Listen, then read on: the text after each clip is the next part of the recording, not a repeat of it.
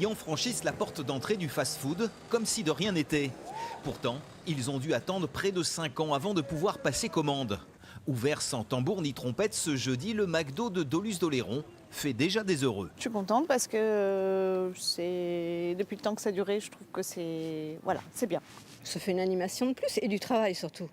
Et on en manque, donc je pense pour les jeunes et tout, c'est des contrats qui peuvent être sympas. Bon, malgré ce qui se dit, je trouve ça très bien. Je trouve que c'est une bonne chose. Vu que beaucoup de restaurants sont fermés pendant cette période, au moins ça nous permet de manger vite, bien et profiter du McDo. Il faut dire que le feuilleton judiciaire n'aura que trop duré pour le propriétaire du terrain. 5 années de procédure, un jugement en faveur des porteurs du projet prononcé en première instance puis validé en appel. Et une ambiance à couteau tiré avec le maire de la commune. Alors cette ouverture est vécue comme un soulagement. Après 5 ans de combat, peut-être un peu plus, enfin l'établissement vient d'ouvrir. Le public, les clients, les premiers clients qu'on a rencontrés sont satisfaits. Ça répond à une demande, on ne s'était pas trompé sur nos études de marché. Et puis je pense que ça va contribuer aussi à l'animation sociale, économique du territoire avec des emplois. Le maire de Doluce, lui, estime qu'il n'y a pas de parti gagné ou de perdu dans cette affaire.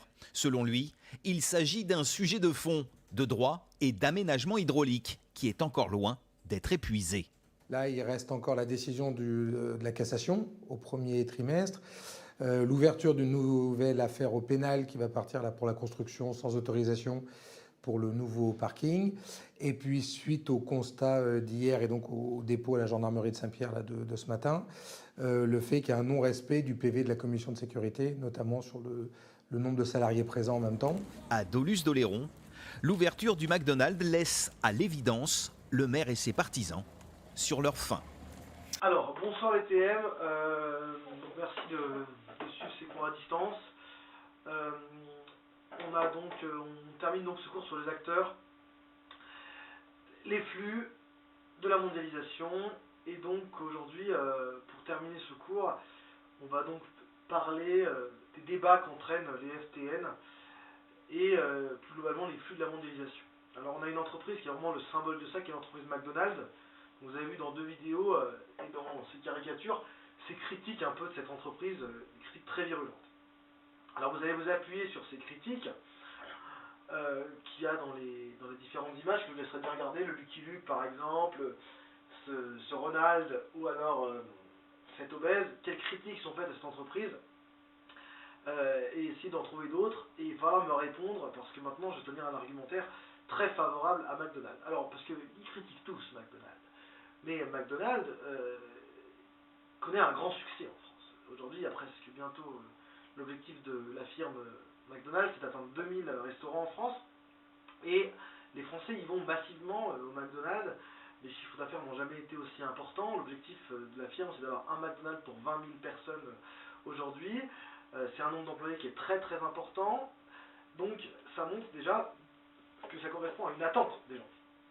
Ensuite, la firme McDonald's, elle s'adapte au pays dans lequel elle achète des produits globalement locaux, et elle le vante d'ailleurs, elle achète en circuit local, et elle essaye de faire des recettes adaptées au pays. On se souvient du McBaguette, par exemple, qui avait été sorti il y a quelques années en France. Ensuite, la firme McDonald's, elle verdit son image énormément, et elle essaye de passer pour une firme qui est écologiquement responsable. Elle a changé son symbole qui avant était fond rouge, maintenant c'est un fond vert, pour montrer donc sa soi-disant préoccupation environnementale. Enfin, la firme McDonald's, elle défend un modèle de salariat qui est typiquement américain et qui montre un certain succès, qui est celui de la personne qui arrive sans diplôme, sans rien, qui par le travail, par son investissement fort chez McDonald's, arrive à monter manager ou même directeur de restaurant, et donc qui valorise uniquement le travail et l'investissement personnel. Et ce modèle, il connaît un certain succès en France, avec beaucoup de jeunes qui réussissent par McDonald's. McDonald's, en plus, c'est que la formation interne, c'est-à-dire qu'ils proposent leur formation en management, en comptabilité à leurs propres salariés, qui montre une certaine force d'entreprise. Voilà. Donc on peut critiquer cette firme. Néanmoins, elle rapporte de l'argent, elle crée de l'activité en France, et elle répond à un besoin. Alors à quoi bon hurler contre cette firme si culturellement la France n'est pas capable d'apporter d'autres services de nourriture qui conviendraient aux gens. Et donc cette critique est un peu facile envers McDonald's.